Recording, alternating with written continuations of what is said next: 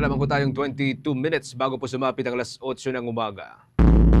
Bago tayo umusad sa iba pang mga malalaking balita, mga kaumbo, makakausap po muna natin ang Executive Director ng grupong Lente, ang Legal Network for Truthful Elections. Ito ho yung grupo ho ng mga abogado sa buong Pilipinas at mga law students na nagbabantay ho, mga kaumbo, dito ho sa halalan o ito hong integridad ng election. Makakausap po natin si Attorney Una Caritos, ang siya pong Executive Director ng Lente. Magandang umaga po at welcome sa Bombo Radio Philippines. Si Bombo Genesis po ito, kasama si Bombo Ever. At thank you for joining us, Attorney Caritos. Una ho sa mga katanungan ho natin, ano po yung mga preparations ho natin? Ilang buwan na lamang, less than 5 months na lamang ay isasagawa ho natin itong 2025 midterm elections na. Mga preparations ng grupo ho ninyo, kamusta ho, Attorney? Ngayon, ang ginagawa namin sa Lente ay unang-una, nagmo-mobilize kami, nagre-recruit ng mga possible na mga volunteers para sa darating na national, local at bar parliamentary elections. Pangalawa, nagmo-monitor na kami, hindi lang araw na election kami nagmo-monitor, pero ngayon pa lang nagmo-monitor kami ng una, bago tayo mag-filing, ay nag-monitor kami ng procurement. Ngayon, nagmo-monitor kami ng mga field test na ginawa ni COMELEC, yung mock elections, yung deployment ng mga gamit, so minomonitor namin yan.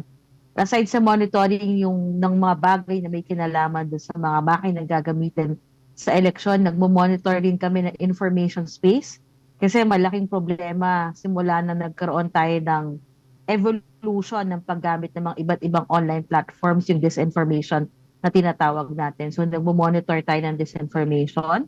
Nagmo-monitor din tayo ng tinatawag nating ESR or Abuse of State Resources.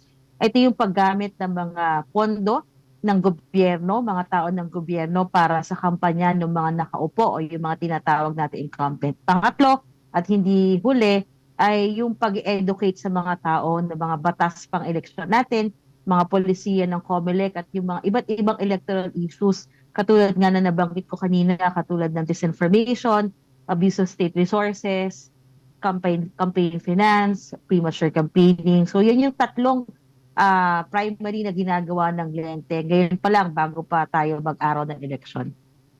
Okay. Doon po sa monitoring ho ninyo, Attorney, after ho ng ilang mga serye ng mga testing o ito hong testing sa mga vote counting machine, at mga roadshow na ginawa po ng Commission on Elections, may mga napaulat po na sira ng mga ACM. Ano ho yung mga puna ho ninyo dito bilang Citizens Arm, Attorney? Ayan ay mahalaga na ngayon pa lang ay nakikita natin yung mga ganyang problema kasi dahil nga tayo nag-field test para matignan natin ano yung mga pwede nating i-improve or ano yung mga possible na mga problema ang ma-encounter ng ating mga makina, lalo na bago yung makinang gagamitin natin sa darating na 2025 national local election. So minomonitor natin yan at pagkatapos kunyari nitong field testing nitong mga nakaraang linggo, nag-monitor tayo ng field test at gumawa tayo ng report sa COMELEC para magbigay ng ating mga recommendations para dun sa mga nakita nating problema or concern sa mga field test na ginawa. Pero hindi ho ba ito nakakabahala, Attorney, considering na posible hong mangyari din po ito during or sa mismong araw ho ng halalan, Attorney? Well, ano naman yan, expected sa totoo lang, Genesis, kasi hindi naman 100% dahil nga first time dineploy sa field or sa mga areas, communities, yung mga bagong makina. Meron at merong papalya. Gusto natin yan.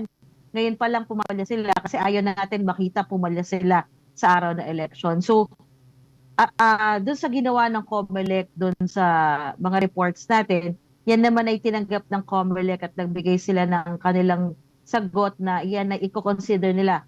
Lalo na magkakaroon din tayo ng mock election bago matapos ang taon or sa unang linggo ng 2025. So isa rin yan sa i-monitor natin sa mga darating na linggo.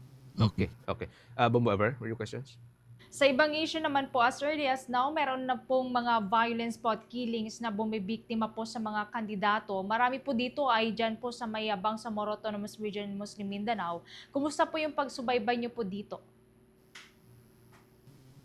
May separate tayong preparation kasi sa ngayon tuloy yung Bangsamoro, unang Bangsamoro parliamentary election. So dahil una to, at may bagong sistema ng gobyerno sa region, ito nga yung parliamentary system of government, may mas malalim tayong pagtutok lalo na sa pagbibigay ng voters education sa bagong Bangsamoro Electoral Code, sa bagong sistema ng gobyerno. And syempre, aside dun sa pagbibigay ng mas malalim na tutok dun sa mga nabanggit ko nga, nagmo-monitor rin tayo ng violence kasi isang Bangsamoro region sa mas mataas yung mga nai-encounter natin election-related violence. So aside sa disinformation, ASR, nagmo-monitor rin tayo ng election-related violence sa region. Ngayong natapos naman na po itong deadline po sa registration ng mga social media accounts at pages po ng mga politiko. Ayon po sa Commission on Elections, marami rin po daw ang hindi nakapagparehistro. Hindi po ba ito nakakabahala para sa inyo, especially po sa laban kontra po sa disinformation? Yung pagpaparehistro ng mga online media accounts ng ating mga kandidato, actually hindi yan bago. 2019 pa lang ay minamandato na ng ating COMELEC yung pagpaparehistro ng mga kandidato ng kanilang official social media accounts. Una nga kasama po yung mga affiliate pages. Ngayon lang ang nakalagay sa registration resolution.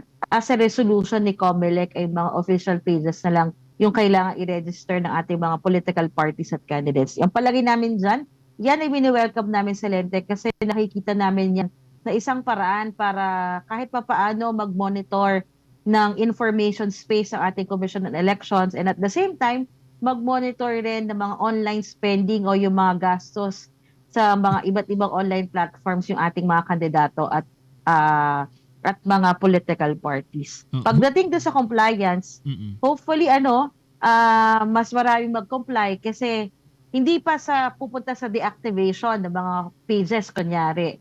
Siguro ang nakalagay doon sa resolution ay actually ipapa-explain, mag-i-issue ng notice to explain ng ating Commission on Elections doon sa hindi magre-register ng kanilang mga online accounts. Alright. Maaga pa lang po ngayon, meron na rin po tayong mga napapansin po ng mga tarpaulin. Although, sabi po ng COMELEC, hindi pa rin naman po kukonsidera sila na kandidato dahil wala pa naman pong mga election period o campaign period. Ano po yung take po nyo dito, attorney? Siguro sa mga kababayan natin, ngayon pa lang napapansin natin ang dami ng mga tarpaulins, ang dami ng mga nagsasabi ng ingat tayo sa daan. Sa totoo lang po, yung mga ganyan ay tandaan natin kasi sa totoo lang hindi pa po yan campaigning under our law kasi sa mata ng batas natin yung mga naglalagay ng mga tarpaulin na ganyan, mga billboard ay hindi pa kandidato. Nagiging kandidato lang sila sa simula ng campaign period na February for national candidates, mga senador at party list at March for local candidates, representative pababa hanggang konsehal. So ano po yung gusto nating mas tandaan ng ating mga kababayan. Tandaan natin yung mga sobra-sobra gumagastos ngayon pa lang. Kasi nagtitake advantage sila sa loophole na meron tayo sa batas na dahil hindi sila considered na kandidato, hindi sila covered ng expense limit, hindi sila covered ng mga election laws natin. At lagi natin sinasabi, kapag masyadong malaki ang ginagastos sa isang tao para sa pangangampanya, kapag yung taong yan ay nanalo at umupo sa pwesto, asahan natin na yung pamamahala na makukuha natin sa kanya ay hindi 100%. Kasi for sure, uunahin niya kung sino man yung gumastos para sa kanya or uunahin niyang ma-recover yung ginastos na para sa eleksyon para manalo at makaupo. Okay. Sige, Attorney, maraming salamat. I'm sure sa mga susunod pang mga buwan ay muli po namin kayo makakausap lalo't papalapit na po ang 2025 election. Maraming salamat. Ingat po kayo. Si Attorney Una Caritos, magkakabumo, siya po nagsisilbing Executive Director ng grupong Lente, ang grupo ko na binubuo ng mga abogado at mga law student na nagbabantay din sa integridad ng ating pong gaganapin na halalan.